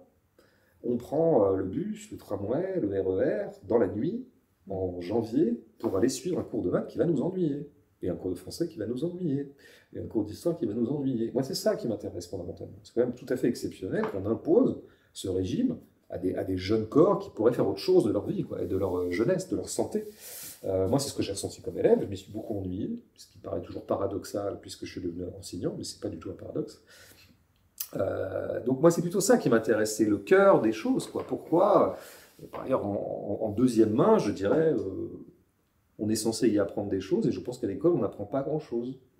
En tout cas, disons, le bilan est très, je veux dire, défavorable, quoi. Sur le nombre d'heures qu'on y passe, on y apprend très peu de choses, et on en retient beaucoup de choses.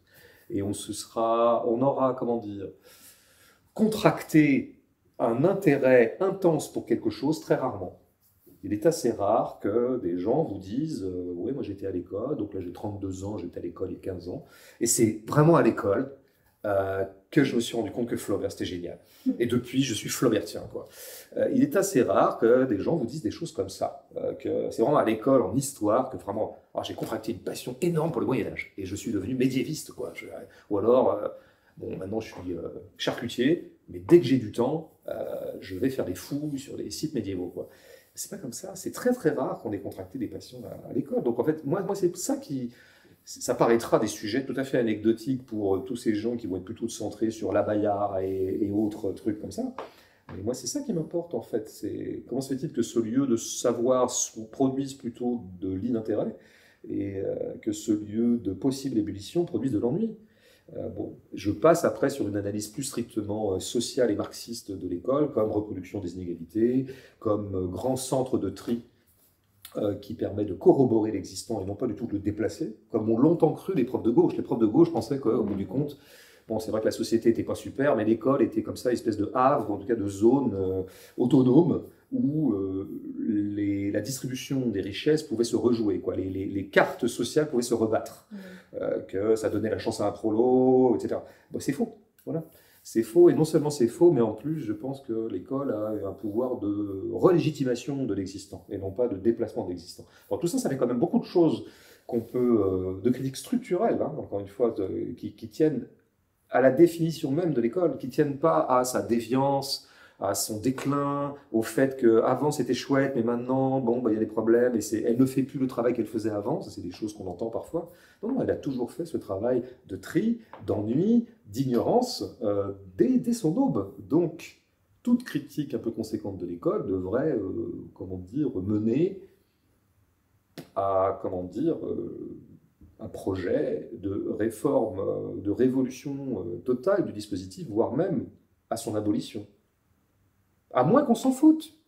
Si on s'en fout que tout le monde s'ennuie à l'école, ben continuons à aller à l'école. Si on s'en fout que 80% des prolétaires qui passent par l'école en ressortent avec le sentiment définitif de leur nullité, continuons l'école. Moi, il n'y a pas de problème. Hein. Moi j'en suis sorti à plein d'égards, comme élève et comme prof. Ça va, tant pis si vraiment il n'y a pas assez d'ardeur intellectuelle et politique pour véritablement engager une vraie restructuration de l'école ou oui, un projet révolutionnaire sur l'école, vraiment. Bon, apparemment, ça n'intéresse pas grand monde, ça c'est vrai, y compris à gauche, hein, c'est pas du tout un sujet qui est au centre des débats, pour des raisons qu'on pourrait d'ailleurs analyser. Bah, ça va me permettre de finir en faisant un peu de politique fiction et t'ajoutes un choix à la question que j'allais poser parce que je voulais te poser une question où tu pouvais faire le choix de répondre en fonction de ce que tu penses qui va pouvoir arriver dans le futur. Est-ce qu'un miracle peut arriver et qu'un gouvernement progressiste peut arriver au pouvoir ou est-ce qu'on est foutu de ce côté-là? Mais du coup, j'ajoute une troisième option au vu de ce que tu dis. Est-ce qu'une révolution peut advenir? Et je parle toujours de l'école dans ces questions-là. Si tu fais le premier choix de dire que tu penses qu'éventuellement un gouvernement progressiste peut arriver au pouvoir, ma question c'est quels seraient peut-être tes conseils aujourd'hui à un gouvernement progressiste, donc du coup quand même toujours un peu dans ce cadre qui est le nôtre, pour repenser un peu en profondeur le système éducatif. Donc deuxième choix, on est foutu de ce côté-là, on aura toujours la droite au pouvoir.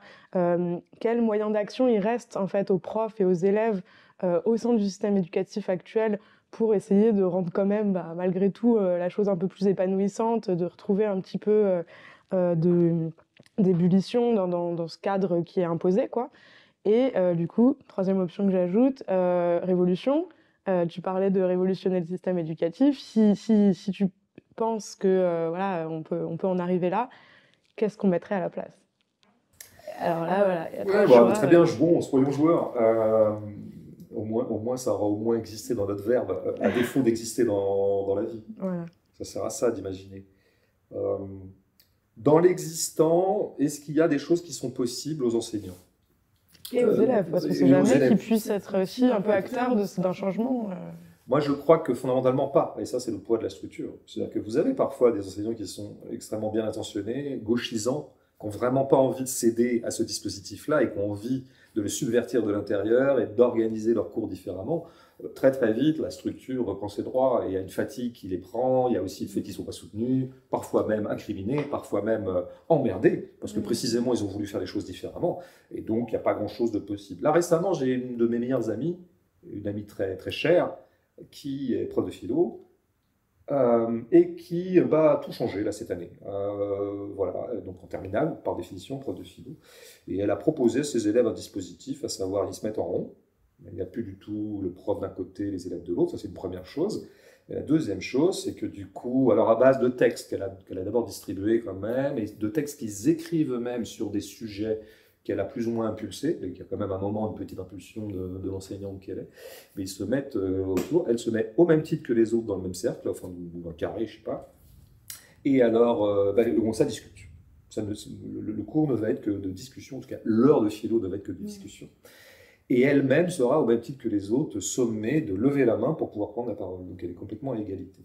Alors, ce que je viens de décrire, hein, à mon avis, les ferait crier d'horreur. Ouais. Tout un tas de gens qui diraient qu'est-ce que c'est que ça, alors, du coup, la position du maître, le savoir, la philo, Emmanuel Kant. Je les connais par cœur, ils m'ont déjà bien pourri la gueule au moment de la séquence entre les murs, donc je les laisse s'énerver. Ce que me dit mon ami quand elle me raconte ce truc, parce qu'elle est arrivée dans son corps, alors, ouais, on a à peu près les mêmes affects politiques, elle et moi. On a presque grandi ensemble, on s'est beaucoup formé ensemble.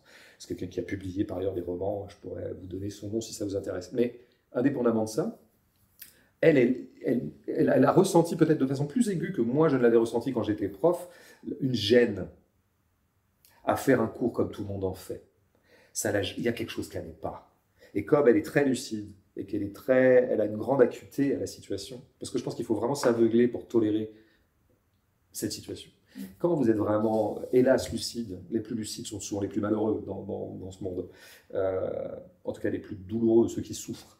Il y avait une fiction, c'était une fable avec elle. Voilà. Ce dispositif n'allait pas, qu'elle ait la parole, pas eux. Ou quand elle leur donnait la parole, c'était un semblant d'interlocution, mais qui n'était qu'une fable d'interlocution, enfin, etc., etc. Tout était faux. Et son corps souffrait du faux. Il y a des corps qui ne souffrent pas du faux. Et puis il y en a d'autres qui souffrent un peu plus du faux.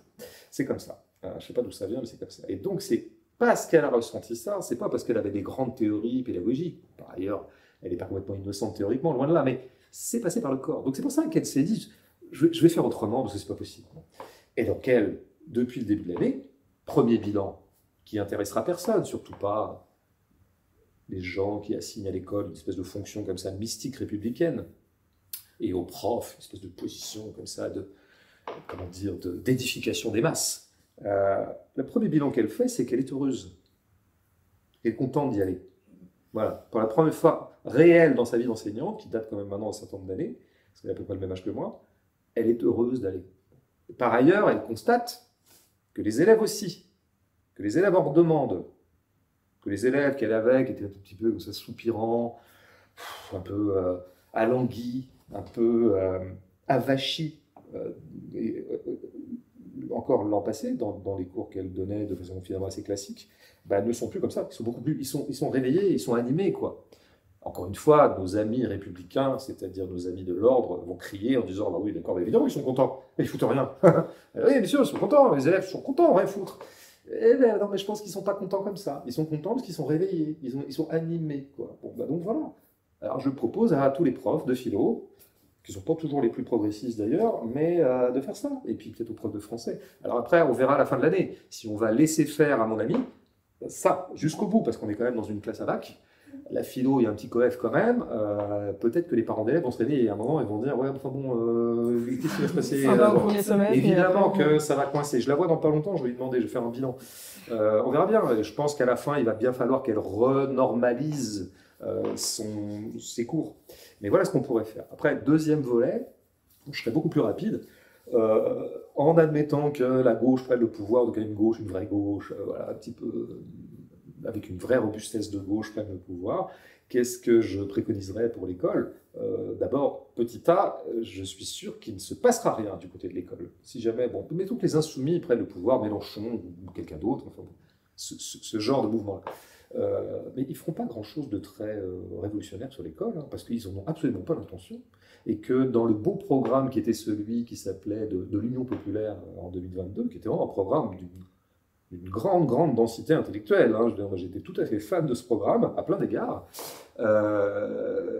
mais il n'y avait pas un mot pour l'école, il y avait 2-3 mots, mais anecdotiques, c'était revaloriser le métier, je veux dire, avoir beaucoup plus de respect pour les enseignants, peut-être quelques initiatives pédagogiques qui n'étaient plus possibles et qui le redeviendraient. Bon, tout ça, c'est rien par rapport à ce qu'on va faire. Donc il ne se passerait rien, à moins que ce soit moi qui sois élu. Ça serait possible. Alors voilà, je deviens leader des Insoumis. En fait, finalement, j'arrive, C'est moi le lion dont je parlais tout à l'heure. Il y a le chat, le chien, si je reprends cette métaphore vraiment pauvre. Ruffin le chat, Mélenchon le chien, ou l'inverse. Et moi je suis le lion, j'arrive, je règle le problème, c'est moi qui suis élu. Et puisqu'on est en train de rêver en fumant des joints, eh ben allons-y gaiement. Enfin, rêver ou cauchemarder, hein, parce que bon, moi je le souhaite pas personnellement. Et je le souhaite pas forcément à la France. Mais oui, moi je pense que ce que je proposerais, mais ça se fait pas tout seul, c'est l'abolition du dispositif existant. L'abolition. C'est simple. Hein. Et sa substitution par ce que j'appelle, ce que j'ai déjà appelé, quand j'y réfléchissais comme ça à haute voix et publiquement, ce qu'on pourrait appeler un service public d'éducation ou un service public d'émancipation. Parce que j'aime pas beaucoup de mots éducation non plus, je préfère émancipation. Pour moi, c'est pas du tout pareil. C'est-à-dire quelque chose dont on pourrait avoir l'usage à sa propre discrétion. C'est-à-dire où j'irais si je ressens besoin d'y aller. Voilà. J'ai besoin, ou envie, besoin, envie, d'apprendre à lire, j'y vais. Et je suis désirant. Et comme je suis désirant, ça fait une autre ambiance avec le pédagogue qui me recevra et qui sera à ma disposition, en fonction des besoins. Ça s'inventera comme ça, au jour le jour, de façon un peu improvisée, mais c'est très bien. Les profs n'ont pas besoin d'être des puits de science pour enseigner. Moi, je pense plutôt qu'on enseigne toujours beaucoup mieux quand on est un peu ignorant de ce qu'on enseigne, dans une tradition un peu ranciérienne. Donc, tout ça peut très très bien se mettre en place. Hein. D'ailleurs, il y a des structures qui font à peu près ça, en fait. Il s'agirait de systématiser. Ce qui fait qu'on aurait, en tout cas, en classe, ou quelque chose qui ne s'appellera plus la classe, d'ailleurs, au moins que des gens qui ont désiré y être. Et ça, je vais te dire, ça change tout. Ça change tout. C'est absolument déprimant pour les enseignants, jour après jour, d'avoir en face d'eux des gens qui n'ont pas désiré y être. Je ne le dirai jamais assez. Je veux dire, c'est la source d'un désarroi et d'une amertume terrible pour les profs. Vraiment, c'est très rare, hein, parce que même quand vous travaillez dans un, je sais pas quoi, un office de tourisme, ou je sais pas quoi, ou comment on dit, agence de voyage, c'est ça que je voulais dire plutôt qu'office de tourisme, il n'y a personne qui vient vous voir, qui est donc un client, désire voyager. Bon, après, son désir est peut-être pas reluisant, mais il y a très très peu de lieux comme ça où vous avez affaire à des gens qui sont là sans l'avoir désiré. Ça existe. Par exemple, des gens. Oui, il y a un hôpital, par exemple. Évidemment, je préférerais être ailleurs que dans le service auquel je suis obligé d'aller parce que je me suis pété la jambe ou parce que j'ai une rage de dents. Bien sûr. La grande différence étant que j'en ressens vraiment intimement le besoin. J'ai vraiment mal aux dents. J'ai mal au crâne. Et quand j'en ressors, j'ai un peu moins mal au crâne normalement, hein, sur la rage de dents. On m'a calmé, on m'a fait des trucs, ça va mieux. Ça change tout. Hein. Je ressens quand même intimement le besoin. Il y a beaucoup d'élèves qui ne ressentent pas le besoin de l'école. Enfin, ils n'en voient pas l'intérêt, ils ne comprennent pas où ça mène, sauf quand ils sont particulièrement, comment dire, imprégnés ou imbibés du sermon qu'on leur fait tout petit, à savoir que l'école, ça sert à avoir un beau métier, et comme ça, tu ne seras pas éboueur. Mais ça, c'est quand même, comment dire, c'est un peu triste comme motivation. C'est le bâton, quoi. Oui, c'est le bâton. Et c'est pauvre. Et ça attriste énormément la situation scolaire, quoi, qui est une situation fondamentalement triste, en fait. Voilà. Moi, ce que je propose, enfin, je propose surtout d'inviter à de nouveau y réfléchir, en fait. Moi, vaut d'abord pour les enseignants. Voilà. Moi, je pense d'abord aux enseignants, parce qu'eux, ils vont passer leur vie dedans. Alors qu'à ma foi, les enfants, c'est jamais que 10 ans. Ça peut être beaucoup pour ouais, beaucoup d'entre eux. J'ai dit à quel point je compatissais au sort des enfants, hein, je l'ai suffisamment dit. Mais fondamentalement, c'est quand même aux enseignants, je pense. Parce que c'est quand même eux qui souffrent le plus dans cette affaire, je pense, et durablement et structurellement. D'accord. Et ben, on arrive à la fin de cet entretien. Merci beaucoup. On va s'arrêter là. Merci beaucoup d'avoir été avec nous sur Nouvelle Pensée Critique, François Bégodeau. Merci à toi d'avoir reçu.